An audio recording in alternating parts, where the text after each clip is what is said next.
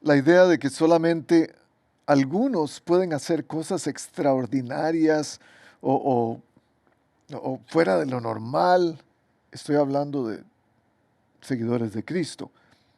Esa idea puede consumirnos y puede dejarnos eh, pensando que nosotros no sabemos hacer nada. Les doy un par de ejemplos. Por ejemplo, en los ochentas yo veía a los misioneros que iban a África y daban su vida y dejaban todo en donde sea, en cualquier lugar del mundo, dejaban todo y se iban a vivir a un pueblo casi sin nada, con el piso de tierra, las casas de cartón. Y uno decía, wow, están dando tanto por Cristo. Es más, algunos, saquémoslo del área cristiana, algunos que vieron a todos los cantantes que cantaron We Are the World en esa canción famosa de los ochentas, y podrían pensar, wow, dieron de su tiempo, de su esfuerzo, de todo su conocimiento musical, dos días completos sin dormir, grabando, y uno dice, wow, qué sacrificio. Otros podrían pensar, no, los que verdaderamente dan todo, los que verdaderamente tienen un espíritu de sacrificio, son los misioneros jesuitas. Son esos sacerdotes que han dado un voto de pobreza y han dicho no a los placeres del mundo para servirle a Dios. Y uno dice, wow. Y cuando vemos gente que hace cosas tan extravagantes por Dios, gente que se da eh, tan desinteresadamente por la obra, por el ministerio, uno puede sentirse descalificado. Y uno puede sentir, es que yo no hago lo suficiente. Yo no soy un discípulo de verdad. No me siento que doy la talla. Hoy nos vamos a encontrar con dos discípulos que no hicieron mucho. A nuestros ojos, a nuestro parecer, hasta podríamos criticarlos por haber sido discípulos que no dieron lo suficiente, pero se atrevieron a hacer algo por Jesús, algo fuera de lo normal, en uno de los momentos más difíciles de la historia de la salvación del mundo. Si está conmigo, gracias por estar. Bienvenidos. Hoy estamos emocionados, vamos a predicar el Evangelio, vamos a hablar acerca de Jesús, vamos a hablar acerca de su historia y vamos a hablar acerca de cómo eso nos transforma a nosotros y nos hace mejores seguidores de Él. Estamos en el libro de Juan, el capítulo 19. Vamos a terminar este capítulo ya. Hemos pasado 3 semanas en este capítulo, vamos a terminarlo. Juan 19, del 38 al 42. Léalo con nosotros. Después de esto, dice, después de que ya vimos la semana pasada todo lo que ha ocurrido, la muerte de Jesús, después de toda esa hora triste, lúgubre, negra, cuando el Hijo de Dios es crucificado. Los demás evangelios dan una idea más detallada de qué fue lo que ocurrió ahí, la oscuridad, la gente alrededor de Jesús, los testigos, el soldado diciendo, este verdaderamente era el Hijo de Dios. Las mujeres llorando a los pies, los guardias haciendo un juego de dados por la ropa de Jesús. Todos estos detalles son dados por los demás evangelistas. Juan parece que no se queda mucho en los detalles, pero nos da otro tipo de detalles. Y esto es lo que dice. Después de esto, de la muerte de Jesús, José de Arimatea le pidió a Pilato el cuerpo de Jesús. José era discípulo de Jesús, aunque en secreto. Por miedo a los judíos. Y ahí es la primera cosa que uno dice, esto es una luz roja. Este tipo no era de verdad. Este estaba a medias, estaba como en con sí con sa, no estaba metido. Con el permiso de Pilato, fue y retiró el cuerpo. Marcos nos cuenta un poco más de detalle. Oiga lo que dice Marcos en el capítulo 15. José de Arimatea, miembro distinguido del consejo, no era solo cualquier persona, era un miembro distinguido del consejo de los judíos, de los sacerdotes, y que también esperaba el reino de Dios. Se atrevió a presentarse ante Pilato para pedirle el cuerpo de Jesús. Me encantó esa frase y la tomé prestada para ponerle título a este sermón. Atrévete. José de Arimatea se atrevió a presentarse ante Pilato. Primero se atreve a ir y después se atreve a pedir. Dos cosas. Se atreve a estar presente y después se atreve a pedir algo. Yo me pregunto cuántos de nosotros nos atrevemos a ir y a presentarnos delante de alguien y ser capaces de tener la osadía de pedirle algo en particular. Vamos a llegar ahí más adelante. Versículo 39, capítulo 19 de Juan. También Nicodemo es nuestro segundo agente secreto, el que antes había visitado a Jesús de noche. ¿Recuerdan? Capítulo 3 de Juan. Llegó con unos 34 kilos de una mezcla de mirra y aloe. Ambos tomaron el cuerpo de Jesús y conforme a la costumbre judía de dar sepultura, lo envolvieron en vendas con las especias aromáticas. Ahora, Marcos, una vez más, en el capítulo 15, dice que José bajó el cuerpo, lo envolvió en una sábana que había comprado. Esta gente hizo un esfuerzo. No solo tuvieron la osadía de ir donde Pilato para pedirle el cuerpo, pero también pusieron algo, compraron. En el lugar, dice el 41, donde crucificaron a Jesús, el lugar de la calavera, el Gólgota, había un huerto. Y en el huerto un sepulcro nuevo en el que todavía no se había sepultado a nadie. Como era el día judío de la preparación y el sepulcro estaba cerca, pusieron allí a Jesús. Pusieron allí a Jesús. ¿Dónde estamos poniendo a Jesús nosotros en su muerte? Y la semana pasada ya estuvimos ahí, ya estuvimos en el lugar de la muerte de Jesús. Pero hoy nos tenemos que enfrentar con esta escena. Nos tenemos que enfrentar con la posibilidad de que nosotros, al recibir la muerte de Jesús, al entender la muerte de Jesús, al considerar la muerte de Jesús como el acto salvador de todo el universo, tenemos que hacer algo con ella. Ellos se atrevieron a hacer algo interesante para los demás discípulos. Interesante porque los demás, los 11 restantes, no habían estado con Jesús. José de Arimatea y Nicodemo se atrevieron. Se atrevieron a revelar su aprecio por Jesús, su devoción por Jesús, a pesar de que había estado escondido. Se atrevieron a utilizar sus propios bienes, sus propios recursos. Compraron especias, compraron la manta, pusieron la tumba. Se atrevieron a pedir el cuerpo, como si fueran familiares de ellos, de Jesús, como si fueran sus familiares. Se atrevieron a usar un sepulcro nuevo. Es que no era solo un sepulcro nuevo, es que había una situación en esto. En los sepulcros nuevos solamente se ponía gente importante, no alguien que había sido crucificado y que había sido crucificado como un malhechor. ¿Me entiende? Esta gente está arriesgándose el pellejo. Por eso son atrevidos. Esta es una historia de dos que se atrevieron. Esta es una historia de gente que se atreve, gente atrevida, gente que no están contentos con quedarse sin hacer nada. Es gente que requiere acción, gentes dispuestos a arriesgar muchas cosas para seguir lo que Dios quiere que ellos hagan.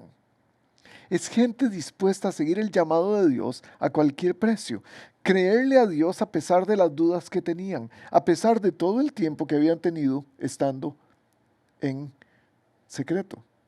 Ahora le creen a Dios lo suficiente como para actuar. Actuar a pesar del riesgo. Estos dos son gente como usted y como yo, gente común y corriente. Claro,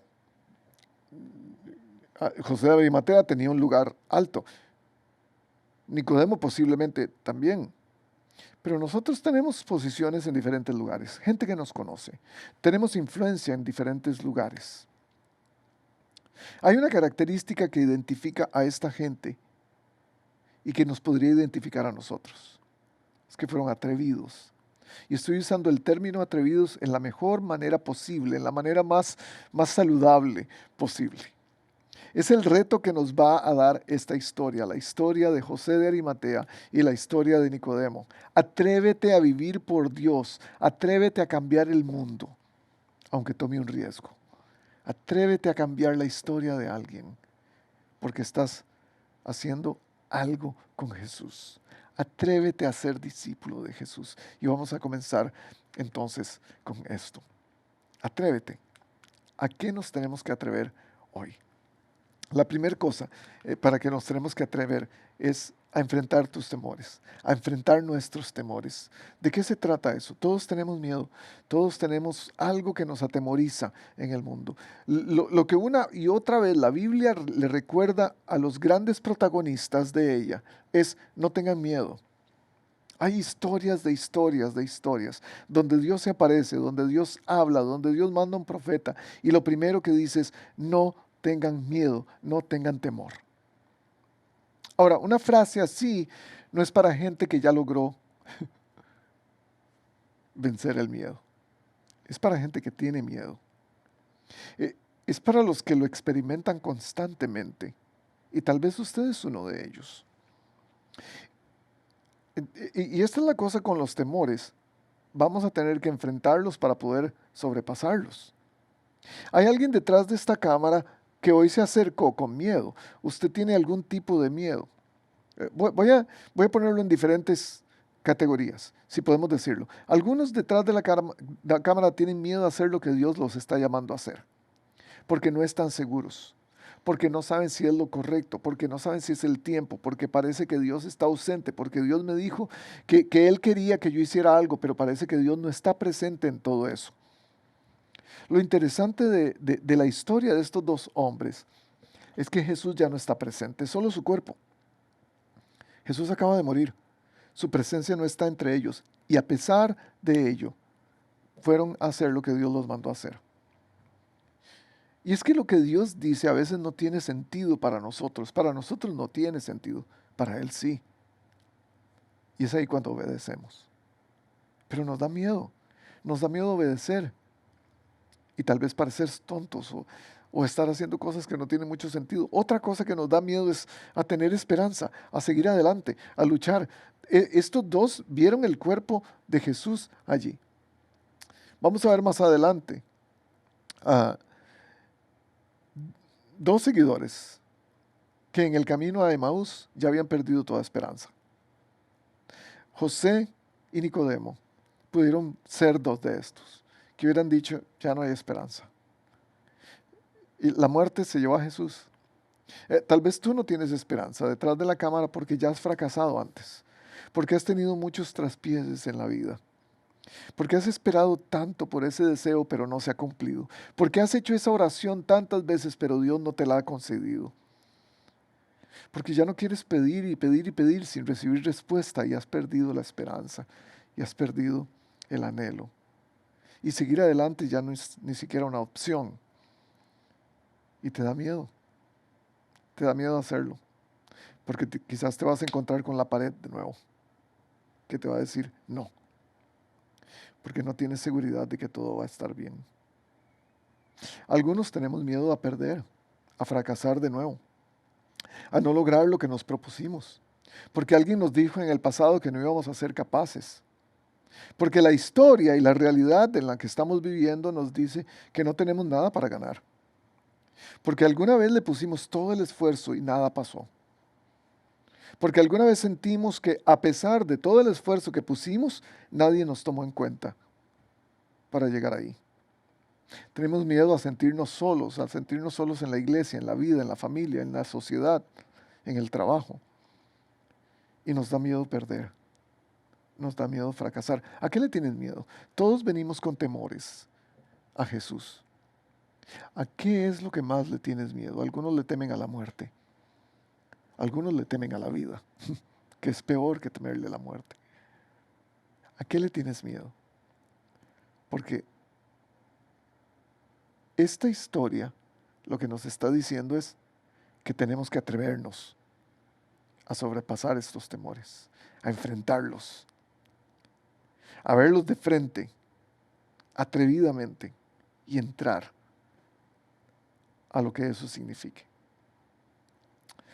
Tenemos miedo a muchas cosas. Yo personalmente le tengo miedo al agua. Y es que cuando era niño, en un río, en una experiencia muy difícil de recordar, casi me ahogo en el agua de un río. Fue solamente porque alguien vino y me sacó inmediatamente que pude salvarme. Y eso me ha llenado de temor para entrar en el agua. Estoy pensando en Pedro entrando en el agua con Jesús y hundiéndose y teniendo miedo. Y Jesús extendiendo la mano y sacándolo. No se trataba del agua, se trataba de la fe de Pedro. Y yo creo que nuestros temores se tratan más de nuestra fe y de la confianza que tenemos en Jesús o no para poder enfrentarlo. Esta historia nos recuerda que podemos atrevernos a no temer. Porque hay un mito. Un mito dice que un cristiano no debe de temer. Y lo cantamos. Está en textos que la gente escribe en libros. Que no tenemos que tener temor. Pero la realidad es esta. Hay razones para atrevernos a hacer cosas que nos dan temor. Porque Jesús está con nosotros. Esto fue lo que le pasó a Israel en Deuteronomio 31:6. Dios les dice, sean fuertes y valientes, no teman ni se asusten ante esas naciones, las naciones que van a conquistar, pues el Señor su Dios siempre los acompañará.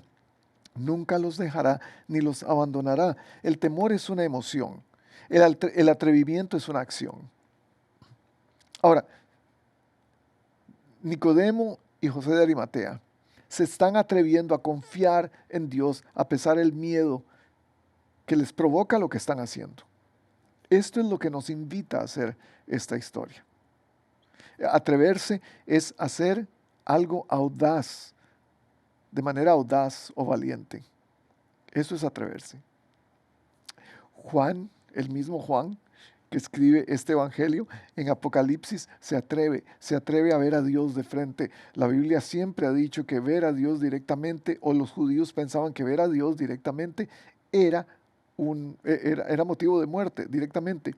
Él lo ve directamente. Oigan lo que escribe Apocalipsis 1, 17 y 18. Al verlo, caía a sus pies como muerto. Pero él, poniendo su mano derecha sobre mí, me dijo, no tengas miedo. Yo soy el primero y el último y el que vive. Estuve muerto, pero ahora vivo por los siglos de los siglos y tengo las llaves de la muerte y del infierno. Y le da las razones por las cuales no tiene que temer.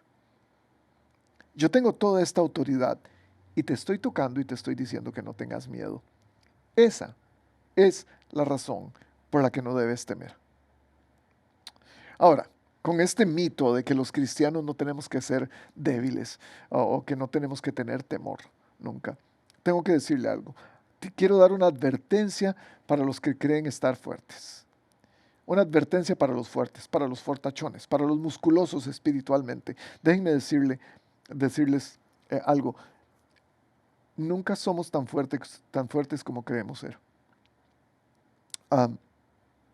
Lo que pasa es que hay un peligro muy grande cuando creemos estar espiritualmente firmes y fuertes. Primera de Corintios 10:12 lo dice claramente.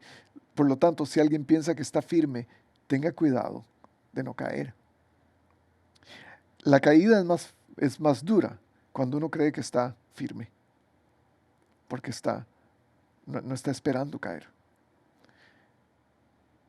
Estar firme no es, o no tener temor, no es hacer cosas espiritualmente fabulosas.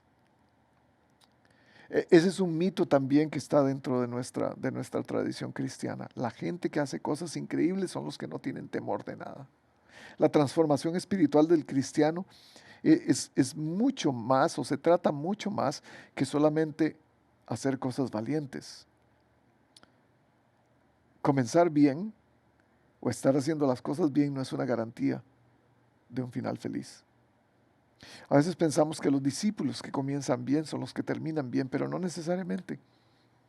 Mira a los otros 12, a los 11. Bueno, 12. Judas lo traiciona y los otros 11 huyen. Los discípulos se escondieron. Es más fácil seguir a Jesús cuando todo anda bien que cuando las cosas se ponen difíciles. Seguir a Jesús cuando la cosa no está bien, ahí sí es difícil. Ahí sí nos da temor. Cuando el miedo cundió, los únicos que se aparecieron fueron los 2 discípulos secretos y las mujeres. Estos 2 nos enseñan mucho acerca del temor y cómo manejarlo. ¿A qué le temes en tu vida cristiana? ¿A qué le tienes miedo? ¿Al qué dirán? ¿A qué le tienes miedo para seguir a Cristo? ¿A la burla pública? ¿A qué le tienes miedo para seguir a Cristo? ¿A que Él no cumpla tus deseos? ¿A que Él te falle? Yo creo que tenemos que atrevernos a empezar a vencer los miedos que tenemos en la vida. Hay algo importante que quiero agregar a esto. Y es que algunos de nosotros tenemos la oportunidad de hablar con alguien al respecto. Hable con alguien. Hable con un pastor. Hable conmigo, si necesita. Hable con uno de nuestros pastores en la iglesia. Hable con un consejero, con un terapista. Hay cosas que son temores que ocurren a través de traumas que han ocurrido en nuestra vida, como en mi caso el agua, y es necesario conversarlo con un terapista. Dios va a utilizar herramientas humanas para poder ayudarnos a superar nuestros temores. Busque ayuda si la necesita. Atrévete. Atrévete también a ser un discípulo. A ser un discípulo de Cristo. ¿Qué significa esta palabra? La palabra discípulo. ¿Qué significa? Porque la hemos escuchado tantas veces. Es un seguidor, alguien que sigue. Alguien que hace lo mismo que su maestro. Alguien que sigue las instrucciones de su maestro. Alguien que sigue el camino de su maestro. José de Arimatea y Nicodemo eran discípulos, pero eran discípulos secretos. Ya solo eso, por solo eso, se han ganado las críticas de muchas personas alrededor de los siglos. A través de todos los siglos, desde que se conoce esta historia de que ha sido escrita en la Biblia, ellos han ganado tantas críticas. Porque seguir a Jesús de lejos, lo vimos hace unas cuantas semanas cuando David predicó, seguir a Jesús de lejos no suena muy bien. Pedro seguía a Jesús de lejos. Y por eso lo negó tantas veces frente al fuego en el patio de Anás. A veces pensamos que estamos demasiado lejos de Jesús y que no somos sus discípulos, pero podemos estar lejos de su presencia física, pero no de su corazón. Jesús prometió que al dejar al Espíritu Santo, su presencia iba a vivir en nosotros. Es en las horas críticas, en las horas de crisis, cuando los Pedros juraron lealtad y dijeron, yo voy a morir contigo, yo voy donde tú estés, yo te voy a defender. Y lo hacen con grandes palabras de confianza. Pero cuando esas palabras no se cumplen, decepcionan. Pero son los seguidores secretos y callados, los seguidores que no hablan tanto, como José, como Nicodemo, como las mujeres, que no vacilan en servirle al Señor con amor, cualquiera que sea el costo. Ahora, el rango es muy grande. No estoy diciendo que los que dicen yo, son solamente puro aire y que no vale nada lo que están diciendo. No, eso no es lo que estoy insinuando. Lo que estoy insinuando es que ambos tienen que atreverse a hacer algo por Jesús para poder ser discípulos de Él. ¿Cuál eres tú? ¿El que solamente habla Dices lo que sientes, pero no te arriesgas a servirle, o dices lo que amas, pero no te arriesgas a amar a su prójimo, o dices que Jesús es tu Señor, pero no te arriesgas a rendirte a Él completamente. Dices que eres su discípulo, pero no tomas la cruz. Ahí tenemos una contradicción. Esta es la pregunta. ¿Quién es más discípulo? ¿El que lo sigue por 3 años o el que lo baja de la cruz en su muerte? Y ahí nos encontramos con eh, una pregunta difícil. Eh, en realidad es una pregunta que no podemos contestar. Ah, no lo sigo porque Él necesita que pruebe ser su discípulo. Lo sigo porque yo necesito que Él sea mi maestro. Hay 3 características de un discípulo que son importantes. Un discípulo sigue, un discípulo imita y un discípulo enseña, se reproduce. Eso es lo que nos hace discípulos de Cristo. La, la pregunta para ti y para mí hoy es, ¿cuánto estás siguiendo a Cristo? Y seguirlo quiere decir seguir sus palabras, seguir su historia, seguir sus pasos, hacer lo que Él hace. Eso es imitación. Es decir lo que Él dice, pensar como Él piensa, imitar sus acciones. Eso se enseña, se pasa a alguien. ¿A quién le estás enseñando? ¿Quién es tu discípulo? Si tú eres un discípulo de Cristo, tienes que tener otro discípulo. ¿Quién es tu discípulo? ¿A quién le estás pasando todo lo que estás aprendiendo acerca de Jesús? ¿A tus hijos? ¿A otra persona? ¿En un grupo de vida estás compartiéndolo con alguien? ¿Quién está recibiendo tu discipulado para convertirse en un discípulo también? Ahora, esto nos puede dejar 3 grados bajo perro y decir, yo no soy nadie. Con razón decía Rey al principio en el sermón acerca de los que pensamos que no somos nada porque hay gente que sí hace las cosas bien, nosotros no. No, no, no. Déjeme darle un poco de ánimo a los débiles. Ya le di una advertencia a los fuertes, ahora le voy a dar ánimo a los débiles. Número 1, Dios quiere que tengas éxito en tu caminar con Él. Él no quiere verte y señalarte y decirte lo malo que estás haciendo. No se trata solamente de lo que podemos darle, sino de lo que Él ya nos dio. Él nos va a ayudar a crecer. Él no está señalando tus faltas, Él está tratando de enderezar tu camino. Ahora, Él también quiere ayudarte y no detenerte. Él no quiere pararte. Él no quiere decirte, no, un momentito, si usted no está cumpliendo A, B, C, D, E, no puede ser mi discípulo. Él ya lo dijo, no puede ser mi discípulo el que no toma su cruz y me sigue. Esa es la característica vital. Pero muchas veces pensamos, no es que no estoy orando suficiente, no es que no estoy leyendo suficiente. Mateo 11:28 dice, yo he venido para los que están cargados y trabajados, para hacerlos descansar, para los que están rotos. Y esa, mi querido y mi querida, es la característica que tiene que definir a un discípulo. Estamos rotos y necesitamos que alguien nos enderece. Dios, ánimo para los débiles, Dios quiere que demos pasos pequeños. Un paso pequeño es mejor que nada. Y a veces somos tan duros con nosotros mismos y nos quedamos tan pegados en nuestras propias maneras de ver las cosas que decimos, no, es que yo no estoy progresando, yo no voy para ningún lado, yo hace tiempos que no crezco espiritualmente. Tenemos que recordar, en términos de cuán rotos estamos, que Dios quiere escribir líneas rectas con lápices torcidos. Usted y yo somos esos lápices, a través de los cuales Dios está escribiendo su historia en el mundo, su historia de salvación.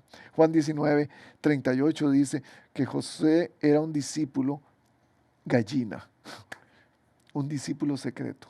Sin embargo, Dios lo usó a pesar de eso. Y déjeme darle una cosa más para los débiles. Dios termina lo que Él comienza. Dios no comienza algo para dejarlo a medias. Él quiere terminarlo. Filipenses 1:6 dice que el que comenzó la buena obra en nosotros va a ser fiel para perfeccionarla, para terminarla. Dios no está acabado con tu historia. Dios no ha acabado con tu historia. Tú no estás ya terminado. Tu historia sigue caminando. Dios quiere usarte.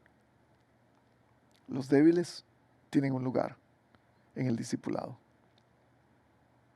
Él quiere que nos atrevamos a ser discípulos, pero también quiere que nos atrevamos a adorar con lo que tenemos, con cualquier cosa que tengamos. José le dio a Jesús algo que nadie más pudo haberle dado. Tenía una tumba, tenía especias, tenía una sábana. Nicodemo tenía 34 kilos de mirra y de aloe. Tenían cosas particulares. Usted tiene cosas particulares que Dios puede usar. Y a veces decimos, no, es que yo no tengo nada. Este atrevimiento significa tener una obediencia extravagante, una obediencia que dice, yo le voy a servir a Dios con lo que yo tenga. Algo que es extraño. Y muchas veces usted dice, no, Dios no puede usar esto que yo tengo. No, Dios no puede usar esta manía que yo tengo. No, Dios no puede usar mi carácter. No, Dios no puede usar mi personalidad. No, Dios no puede usar a mi familia. Dios no puede usarme a mí. Y Él solamente quiere que tú le adores con lo que tengas, con lo que sea.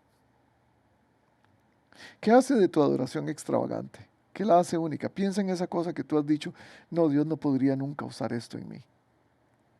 Son palabras, son pensamientos, son personas, son acciones, son cosas materiales, no sé. Ese es el asunto. Jesús nace para morir físicamente, para que yo nazca de nuevo y pueda morir. A la hora de nacer de nuevo significa salvación y pueda morir para Él. Eso es extravagancia. Él me está dando su vida para que yo tenga vida. Y ya tengo algo. Eso es adoración. Él nos da su vida y nosotros respondemos por su ejemplo. Por eso dice, el que quiere ser mi discípulo tiene que morir. Ahora, Efesios 2, 4, 6. Dice, Dios, que es rico en misericordia, por su gran amor por nosotros, nos dio vida con Cristo, aun cuando estábamos muertos en pecados. Por gracia, por algo que se dio gratuitamente, ustedes han sido salvados. Y en unión con Cristo Jesús, Dios nos resucitó y nos hizo sentar con Él en las regiones celestiales. Por su gran amor, por gracia. Usted no tiene que tener algo en particular, algo especial para que Dios lo use. Él ya quiere usarlo. Esa es la característica del Evangelio, gente, del cristianismo. Pensamos que tenemos que llevar a cabo un ritual de aceptación para seguir siendo aceptados constantemente. Aceptamos a Cristo y decimos, ahora sí, Él tiene que aceptarme constantemente. Y Él dice, no, lo entendieron mal. Yo vengo a ustedes me aceptan como su Señor y Salvador y ya están adentro. Yo hago el resto.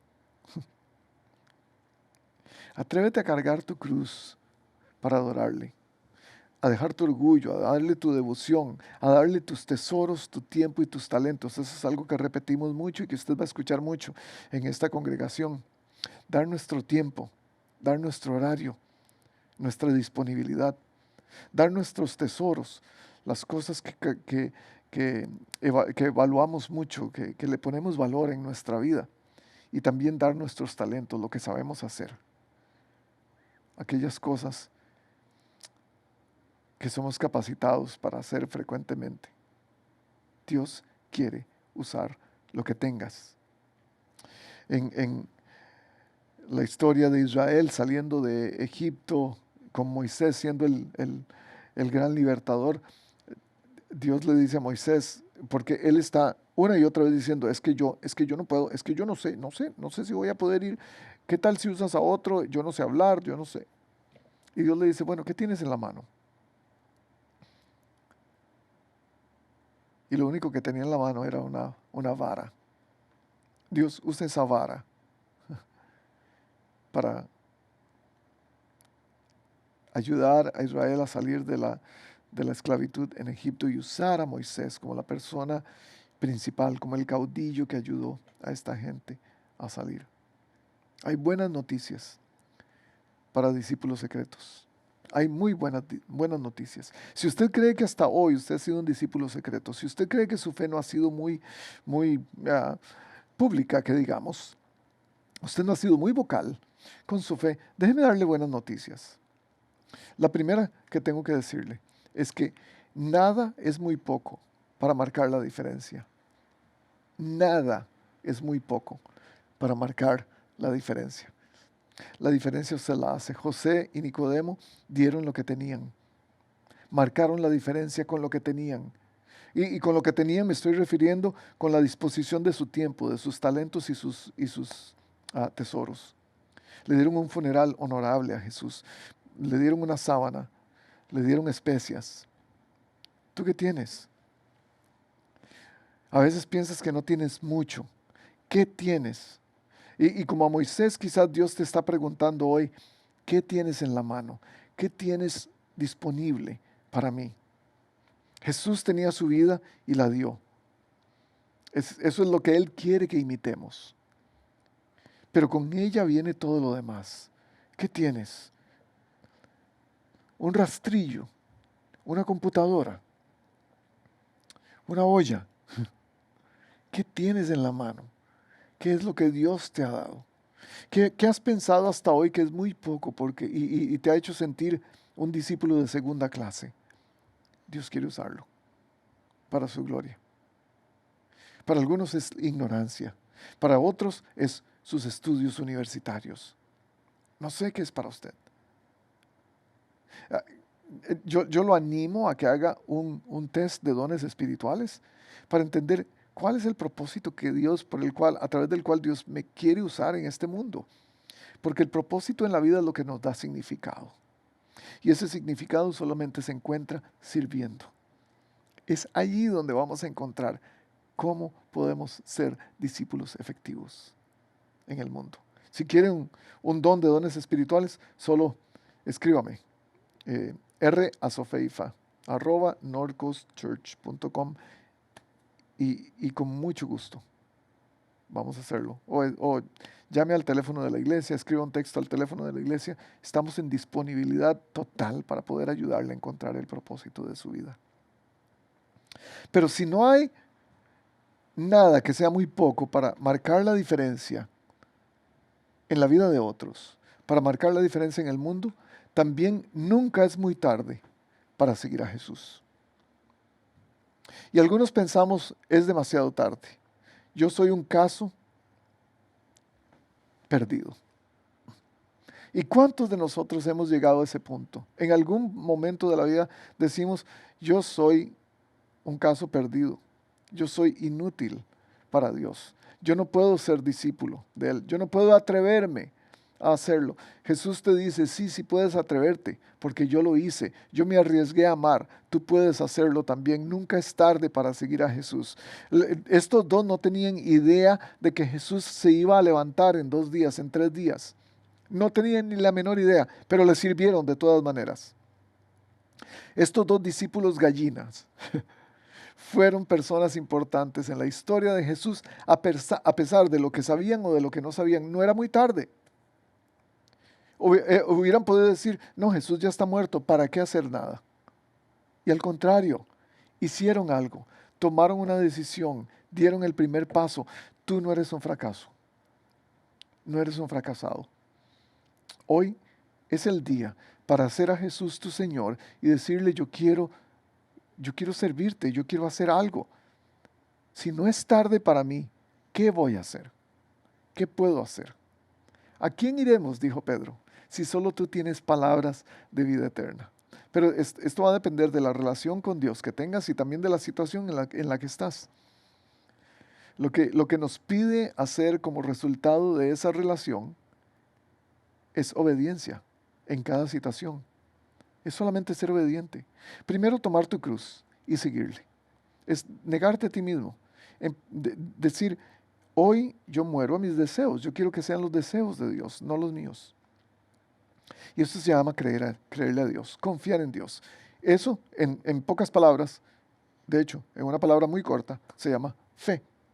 Es confiar en Dios lo suficiente como para hacer lo que Él nos está pidiendo que hagamos, a pesar de que no tenga sentido para nosotros. También esto nos va a llevar al conocimiento de quiénes somos en Él y de quién Él es en nosotros. Porque creer en nosotros mismos, creer en Dios se llama fe. Creer en nosotros mismos se llama orgullo, que es la raíz de todo pecado. Creerle al mundo se llama decepción. Vamos a estar completamente decepcionados si escuchamos las voces externas. Creerle a quien nació para morir y resucitar se llama esperanza. Esto es lo que Dios te está invitando a hacer hoy. Y si no, pregúntale al ladrón crucificado al lado de Jesús. Me imagino que estaba dudando y no sabía si preguntarle o no. Yo creo que es muy tarde. Estoy aquí colgado en la cruz. Es muy tarde. Estoy colgado por mis pecados. He sido una mala persona toda la vida. Y entonces le pregunta a Jesús, ¿será posible? ¿Será posible? ¿Habrá un espacio pequeño como para que yo tenga la osadía, la valentía, el atrevimiento de pedirte que me salves? Porque quiero creer. No puedo hacer nada. Tengo las manos clavadas en la cruz. No puedo hacer nada. Pero podría creer en ti. Y Jesús le dice, hoy mismo vas a estar conmigo en el paraíso. Tener valor significa hacer lo que nos da miedo, lo que nos da temor. Venir a la iglesia, hablar de Cristo, meterte en un grupo de vida, no sé. Pero ¿cómo hablar de quien no sé nada? Bueno, habla de lo que ya sabes acerca de Cristo. Empieza por poco. A José y a Nicodemo posiblemente les daba miedo que reconocieran que fueran discípulos durante los 3 años del ministerio de Jesús, pero fueron usados de todas maneras. El sacrificio de Cristo es lo que les hace tener el valor suficiente como para hacerlo. No fue su propia voluntad, fue el sacrificio de Cristo. Ver a Cristo crucificado. ¿A qué te vas a atrever? ¿Por causa de cuál sacrificio es que te quieres atrever a hacer algo? ¿Del tuyo o del de Cristo? ¿A qué te vas a atrever? A comprar algo de valor, a darle algo de valor o a prestarle algo de valor, porque recuerden, la tumba fue prestada. Dios siempre puede tomar algo prestado. Aún un poco de valor atrevido que tú tengas. ¿Para qué? Para hacer que su reino sea grande. Atrévete.